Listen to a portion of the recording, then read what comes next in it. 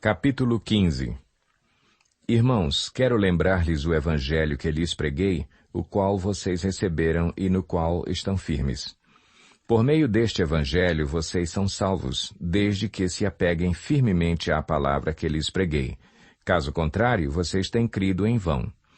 Pois o que primeiramente lhes transmiti foi o que recebi, que Cristo morreu pelos nossos pecados, segundo as Escrituras, foi sepultado e ressuscitou no terceiro dia, segundo as Escrituras, e apareceu a Pedro e depois aos 12.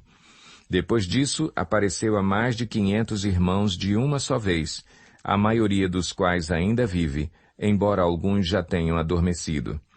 Depois apareceu a Tiago, e então a todos os apóstolos. Depois destes apareceu também a mim, como a um que nasceu fora de tempo. Pois sou o menor dos apóstolos e nem sequer mereço ser chamado apóstolo, porque persegui a igreja de Deus. Mas pela graça de Deus sou o que sou, e sua graça para comigo não foi inútil. Antes trabalhei mais do que todos eles, contudo, não eu, mas a graça de Deus comigo. Portanto, quer tenha sido eu, quer tenham sido eles, é isto que pregamos e é isto que vocês creram. Ora, se está sendo pregado que Cristo ressuscitou dentre os mortos, como alguns de vocês estão dizendo que não existe ressurreição dos mortos? Se não há ressurreição dos mortos, nem Cristo ressuscitou. E, se Cristo não ressuscitou, é inútil a nossa pregação, como também é inútil a fé que vocês têm. Mais que isso, seremos considerados falsas testemunhas de Deus, pois contra ele testemunhamos que ressuscitou a Cristo dentre os mortos. Mas se de fato os mortos não ressuscitam, ele também não ressuscitou a Cristo. Pois, se os mortos não ressuscitam, nem mesmo Cristo ressuscitou. E se Cristo não ressuscitou, inútil é a fé que vocês têm e ainda estão em seus pecados. Neste caso, também os que dormiram em Cristo estão perdidos. Se é somente para esta vida que temos esperança em Cristo, somos, de todos os homens, os mais dignos de compaixão. Mas, de fato, Cristo ressuscitou dentre os mortos, sendo ele as primícias dentre aqueles que dormiram. Visto que a morte veio por meio de um só homem, também a ressurreição dos mortos veio por meio de um só homem. Pois da mesma forma como em Adão todos morrem, em Cristo todos serão vivificados. Mas cada um por sua vez. Cristo o primeiro, depois, quando ele vier, os que lhe pertencem. Então virá o fim, quando ele entregar o reino a Deus, o Pai, depois de ter destruído todo domínio, autoridade e poder. Pois é necessário que ele reine até que todos os seus inimigos sejam postos debaixo de seus pés. O último inimigo a ser destruído é a morte, porque ele tudo sujeitou debaixo de seus pés. Ora, quando se diz que tudo lhe foi sujeito, fica claro que isso não inclui o próprio Deus, que tudo submeteu a Cristo. Quando, porém, tudo lhe estiver sujeito, então o próprio Filho se sujeitará àquele que todas as coisas lhe sujeitou, a fim de que Deus seja tudo em todos. Se não há ressurreição, que farão aqueles que se batizam pelos mortos? Se absolutamente os mortos não ressuscitam, por que se batizam por eles?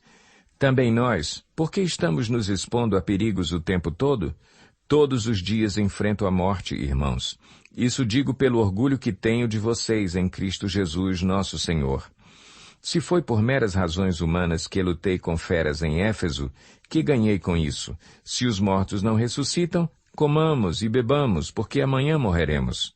Não se deixem enganar. As más companhias corrompem os bons costumes. Como justos, recuperem o bom senso e parem de pecar, pois alguns há que não têm conhecimento de Deus. Digo isso para a vergonha de vocês. Mas alguém pode perguntar, como ressuscitam os mortos? Com que espécie de corpo virão? Insensato, o que você semeia não nasce a não ser que morra.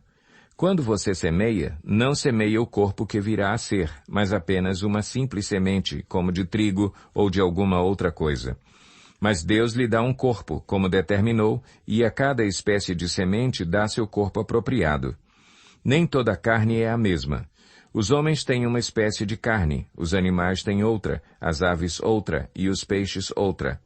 Há corpos celestes e há também corpos terrestres, mas o esplendor dos corpos celestes é um e o dos corpos terrestres é outro. Um é o esplendor do sol, outro o da lua e outro o das estrelas, e as estrelas diferem em esplendor umas das outras. Assim será com a ressurreição dos mortos.